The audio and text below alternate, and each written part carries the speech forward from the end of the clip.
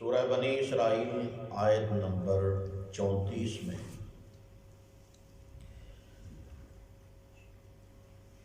الفاظ سے بالکل واضح ہے کہ اللہ پاک نے جن باتوں کی طرف اشارہ کیا ہے ان میں سے ابتداءً کہ اگر کسی کے زیر سایہ یتیم پرورش پا رہا ہے، بچہ ہے یا بچی، تو اسے ظلماً یتیم کا مال کھانے سے اللہ تعالی نے منع فرما دیا، اور یہ گناہ کبیرہ ہے، بڑے گناہوں میں اس کا شمار ہے۔ ناحق یتیم کا مال کھانے والا بہت بڑا ظالم ہے، اور اتنا بڑا ظالم کہ اللہ پاک نے فرمایا یہ دنیا میں جو یتیم کا مال کھاتا ہے ناحق طریقے سے، وہ یہ سمجھے کہ اپنے پیٹ میں جہنم کے انگارے بھر رہا ہے۔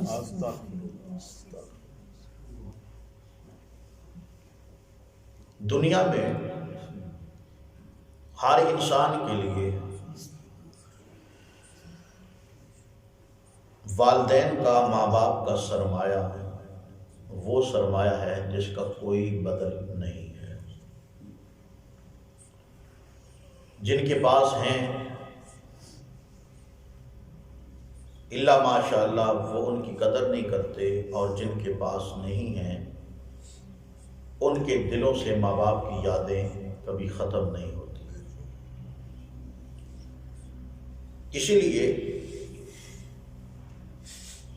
اللہ تبارک و تعالیٰ نے ماں باپ کے ساتھ حسن سلوک کا حکم دیا ہے، اور یہ بات بالکل حقیقت بات ہے کہ جب تک کسی گھر میں بڑوں کا سایہ رہے، والدین کا سایہ رہے، تو اولاد کو کسی دکھ کا احساس نہیں ہے، کسی پریشانی کا احساس نہیں ہے، کسی آنے والی مصیبت کا اولاد کو احساس نہیں ہوتا جب تک اس کے گھر میں اس کے والدین یا دونوں میں سے کوئی ایک زندہ ہے۔ لیکن اس کے والدین اس کے سر سے ان کا سایہ اٹھ جائے تو مصائب کے وہ پہاڑ ٹوٹ پڑتے ہیں کہ انسان نہ چاہتے ہوئے بھی آئے دن کسی نہ کسی مشکل کا شکار رہتا ہے۔ اس لیے ماں باپ کا مقام، ماں باپ کا جو درجہ اللہ کے قرآن نے اور جناب محمد رسول اللہ صلی اللہ علیہ وسلم کے فرمان نے بیان کیا، بہت زیادہ ہے۔ اور پھر اس کے بعد جب والدین کا سایہ سر سے اٹھ جاتا ہے تو ایک یتیم بچہ وہ اس قدر مفلسی میں، اس قدر مظلومانہ زندگی گزارتا ہے کہ حقیقت کے اندر یہی مسئلہ واضح ہوتا ہے کہ جب ایک بچے کے والدین اس کے سر سے ان کا سایہ اٹھ جائے تو وہ دنیا میں بہت بڑی دولت سے محروم ہو جاتا ہے، بہت بڑی دولت سے۔ اور پھر یتیم کی داد رسی کی ہے اللہ پاک کے قرآن نے، جناب محمد رسول اللہ صلی اللہ علیہ وسلم کے فرمان نے، کہ یتیم دنیا میں اس قدر مظلوم ہے۔ کسی یتیم کو پوچھ کے تو دیکھیں، کسی بچے کو، کیا اسے اپنے ماں کی، اپنے باپ کی یاد نہیں آتی؟ کبھی اس کے دل کے اندر جھانک کے تو دیکھیں کہ کیا اس کے دل میں لوگوں کے ماں باپ کو دیکھ کے، ماں کو دیکھ کے، باپ کو دیکھ کے، یا لوگوں کے بچوں کے ہاتھوں میں قسم قسم کے کھلونے دیکھ کے، کیا یتیم بچے کے دل میں ان کھلونوں کے ساتھ کھیلنے کی حسرت پیدا نہیں ہوتی؟ اسی لیے ایک الگ چیپٹر ہے احادیث کی کتابوں میں یتیم کے ساتھ حسن سلوک کرنا یا یتیم کے ساتھ پیار کرنا، اور خود امام کائنات جناب محمد رسول اللہ صلی اللہ علیہ وسلم چونکہ آپ یتیم تھے، یتیمی کی حالت میں آپ نے پرورش پائی ہے، آپ سے بڑھ کے کون ایسا ہو سکتا ہے کہ جو کسی یتیم کا دکھ سمجھ سکے؟ خود رسول اللہ صلی اللہ علیہ وسلم نے اس حالت میں پروان چڑھتے ہوئے پھر آپ نے فرمایا کہ جو شخص کسی یتیم کی کفالت کرے گا، کسی یتیم کی دیکھ بھال کرے گا، اس کے نان نفقے کی ذمہ داری اٹھائے گا، رسول اللہ صلی اللہ علیہ وسلم نے فرمایا، صحیح بخاری کی حدیث ہے، فرمایا انا وقافل الیتیم کہاتین، حدیث کے الفاظ ہیں، رسول اللہ صلی اللہ علیہ وسلم نے اپنے ہاتھ کی یہ دونوں انگلیاں آپس میں ملاتے ہوئے فرمایا میں اور یتیم کی کفالت کرنے والا کل قیامت والے دن جنت کے اندر اسی طرح داخل ہوں گے جس طرح ہاتھ کی یہ دو انگلیاں آپس میں ملی ہوئی۔ لیکن یتیم کا حق کھانے والا نہ ہو، حق ادا کرنے والا۔ یاد رکھیے یتیم صرف غریب ہی نہیں ہوتے، یتیم امیر بھی ہوتے ہیں۔ امیر اور غریب، یتیمی وہ اپنی جگہ پہ جا ہے،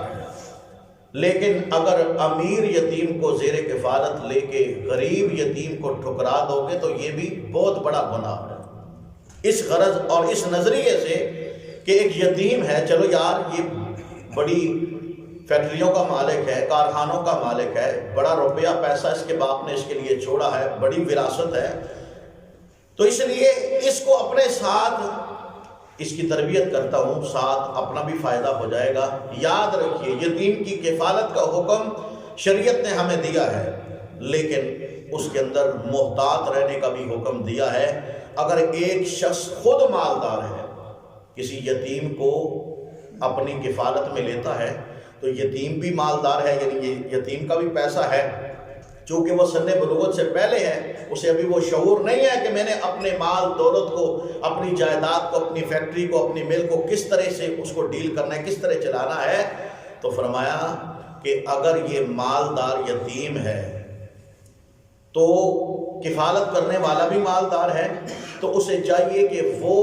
یتیم کے مال کو پھر ہاتھ نہ لگائے، یتیم کے اخراجات وہ اپنے ہی مال سے ادا کرے۔ اگر اس نے ثواب، ظاہر بات ہے ثواب جو لینا ہے، اجر جو لینا ہے،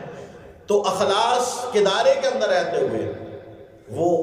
چونکہ خود امیر ہے تو اپنی ہی جیب سے، اپنی ہی پاکٹ سے اس یتیم کا خرچہ برداشت کرے۔ ہاں اگر ایک شخص یتیم کی کفالت کرتا ہے، وہ مالدار ہے، اس کا مال ہے، لیکن کفالت کرنے والا وہ غریب ہے، کنگال ہے، حالات اس کے ٹھیک نہیں ہیں، تو یہ یتیم کے مال سے یتیم کے اوپر بھی خرچ کر سکتا ہے اور خود اپنی جائز ضروریات بھی یتیم کے مال سے پوری کر سکتا ہے، لیکن بشرطے کہ اس کا یتیم کے مال کو ہڑپ کرنا مقصود نہ ہو بلکہ یتیم کی کفالت مقصود ہو۔ یہ اجرت سمجھ لیں یا پھر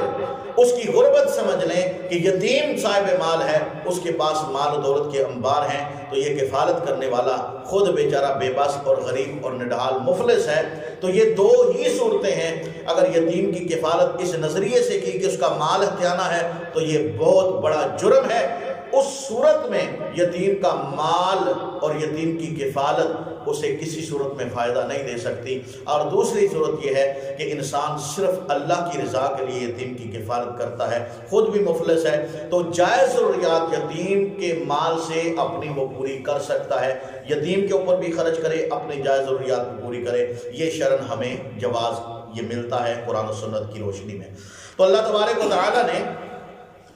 ایک مومن کے ذمے یتیم کی کفالت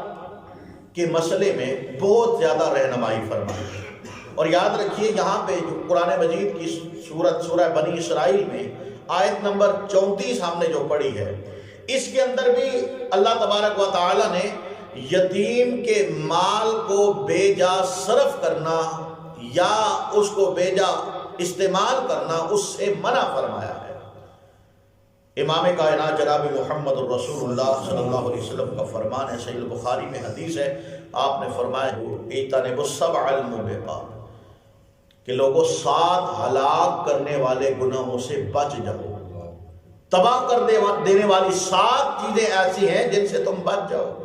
نبی علیہ الصلوۃ والسلام نے ان 7 چیزوں کا شمار کیا، ان میں سے ایک چیز یہ ہے، فرمایا وَأَكْلُ مَالِ الْيَتِيمِ کہ یتیم کے مال کو کھانے سے باز آ جاؤ۔ اگر ناجائز طریقے سے یتیم کا مال کھاؤ گے تو یہ یتیم کا مال کھانا تمہیں تباہ و برباد کر دے گا۔ اسی طرح امام کائنات جناب محمد رسول اللہ صلی اللہ علیہ وسلم نے فرمایا، مستدرک حاکم کے اندر روایت موجود ہے، رسول اللہ صلی اللہ علیہ وسلم نے فرمایا اربع حق علی اللہ اللہ یدخلہم الجنہ۔ رسول اللہ صلی اللہ علیہ وسلم نے فرمایا کہ 4 ایسے افراد ہیں کہ اللہ پہ یہ حق بنتا ہے کہ ان کو کسی صورت میں جنت کے اندر داخل نہیں کرے گا، اور فرمایا کہ جنت کے اندر داخل ہونا تو دور کی بات، جنت کی کسی نعمت کو وہ اپنی زبان کے ذائقے سے چکھ بھی نہیں سکیں گے۔ وہ کون سے 4 بد نصیب ہیں؟ رسول اللہ صلی اللہ علیہ وسلم نے فرمایا ہمیشہ کا شرابی، جس نے ساری زندگی شراب کو نہیں چھوڑا، مرتے دم تک شراب پیتا رہا، فرمایا ایسے شخص کو اللہ نے جنت سے محروم کر دیا ہے۔ دوسرے نمبر پہ فرمایا کہ سود خور، آکل و ربا، سود کھانے والا، رسول اللہ صلی اللہ علیہ وسلم نے فرمایا اس شخص کو بھی اللہ پاک جنت سے محروم کر دیں گے۔ تیسرے نمبر پہ فرمایا کہ یتیم کا مال کھانے والا، اس کو بھی اللہ پاک ناجائز طریقے سے، اس کو بھی اللہ پاک جنت سے محروم کر دیں گے جو ناجائز طریقے سے یتیم کا مال کھاتا ہے۔ اور چوتھے نمبر پہ فرمایا والدین کا نافرمان، اس کو بھی نافرمانی کی وجہ سے اللہ پاک جنت سے محروم کر دیں گے۔ بہت بڑا گناہ ہے یتیم کا مال کھانا، اور خود قرآن مجید کے اندر اللہ تبارک و تعالیٰ نے سورہ نساء میں آیت نمبر 10 ہے، اللہ پاک نے فرمایا ان الذین یأکلون اموال الیتامی ظلما، فرمایا کہ جو ظلم کے ساتھ یتیموں کے مال کھاتے ہیں انما یأکلون فی بطونہم نارا، یہ حقیقت میں اپنے پیٹوں میں جہنم کی آگ کے انگارے بھر رہے ہیں، آگ بھری جا رہی ہے۔ فرمایا وَسَيَصْلَوْنَ سَعِيرًا، ان قریب ان کو بھڑکتی ہوئی جہنم کی آگ میں داخل کر دیا جائے گا۔ اللہ ہمیں معاف فرمائے۔ اگر کسی کے ماتحت زیر سایہ زیر کفالت کوئی یتیم پرورش پا رہا ہے تو خدا را اس کے حقوق کا خیال کرے۔ اللہ تبارک و تعالیٰ نے فرمایا وَلَا تَقْرَبُوا مَالَ الْيَتِيمِ،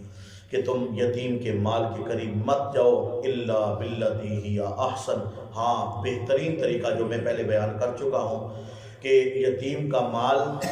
بہترین طریقے سے اس کا تصرف کرنا وہ شرع جائز ہے، اس کے اندر کوئی کباط نہیں، حتی یبلغ اشدہ، یہاں تک کہ وہ یتیم